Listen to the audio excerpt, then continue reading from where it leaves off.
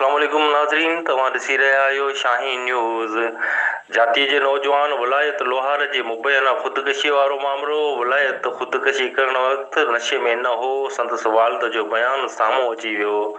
असां कंहिंखे बि एहतिजाज लाइ कोन चयो हो, माण्हुनि पाण मुरादो इहो सभु कुझु कयो जंहिंसां असांजो को बि वास्तो न आहे।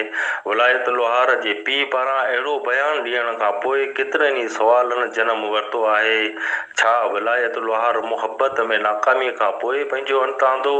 छा विलायत लोहार घरू परेशानियुनि सबबि पंहिंजी ज़िंदगीअ जो ॾियो विझायो, या विलायत लोहार कंहिंखां नाराज़ थी पंहिंजी जान वरिती? केतिरा ई सुवाल हाणे ज़हन में जनमु वठी रहिया आहिनि त आख़िर विलायत लोहार जे मुबैना ख़ुदकुशीअ जा असुल कारण कहिड़ा थी सघनि था? अॼु मूंखां पुछियो बिल्कुलु कल तव्हांखे यकीन सां चवां थो त कल हुन जो पीतल ई हो, कल कोन पीतल न।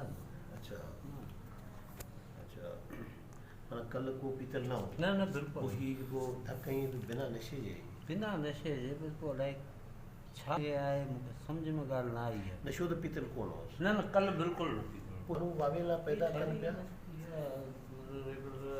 तव्हांखे ख़बर आहे अॻे ई पाण रेवेन्यू पुलिस जे ख़िलाफ़ु मीडिया हूंदी आहे इहे सभु शयूं। पोइ हीउ तव्हांजे छोकिरे खे माना जेको वीचारो शहीद थी वियो उनखे बदनाम पिया कनि, पोइ तव्हां हाणे असां त पंहिंजी में लॻा पियो न बुलायो। सही, जेकॾहिं असांखां को मौक़फ़ हो, पहिरीं ॻाल्हि हुनखे हुजणु खपे असां खां पंहिंजो मौक़फ़ वठो। सही सही, असां खां मौक़फ़ वठी